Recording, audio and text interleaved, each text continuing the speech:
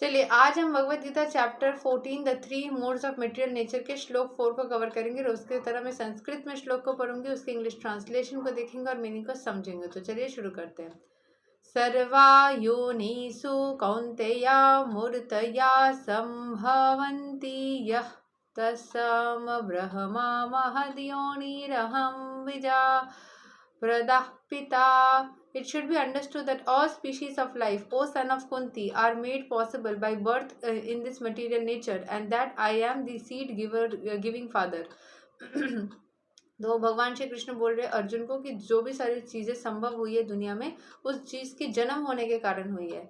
ठीक है, तो मैं जो हूँ वो सीड गिवर हूँ। ठीक है, मैं इस दुनिया में जो सारी चीज़ें बन रही हैं उसको बनने के लिए जो पुरुष होते हैं वो उसको फर्टिलाइज करने के लिए ना अपने स्पर्म्स को प्रोवाइड करते हैं। वैसे ही सीड गिविंग फादर है भगवान श्री कृष्ण, वो अपने एनर्जी दे रहे हैं, तभी वो सारे जो बेबीज है वो बन रही हैं, सारी दुनिया में चीज़ें जो है बन रही हैं। तो यहाँ के एक्सप्लेनेशन को पढ़ लेते हैं।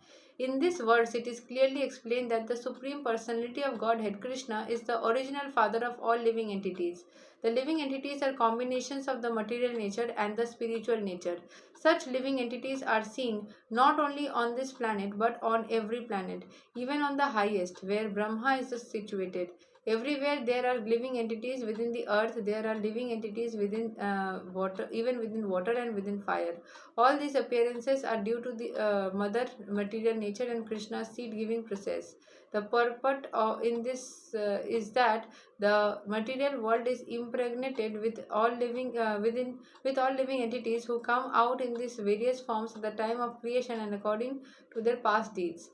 जो भी सारे लोग यहाँ पे आते हैं उनके पूर्व कर्म के हिसाब से डिपेंड करा जाता है कि कौन प्रेग्नेंट होगा, कौन बच्चा देगा, कौन नया फॉर्म बनाएगा, कौन क्या चीज़ बनाएगा। बिल्ली की बच्ची भी हो रही है वो भगवान की इच्छा से, ऐसा ही मतलब बोला जा रहा है फिलहाल तो, कि जो नया अपने तरफ से अपना एक स्पीशीज बनाएगा वो उसके कर्म के हिसाब से डिपेंड करेगा। कोई माँ नहीं बन पा रहा है, वो भी क्योंकि उसके कर्म के हिसाब से उसको नया बच्चा बनाने के लिए एलिजिबल वो है ही नहीं संभवतः उस टाइम पे, इसीलिए ऐसा हो रहा है।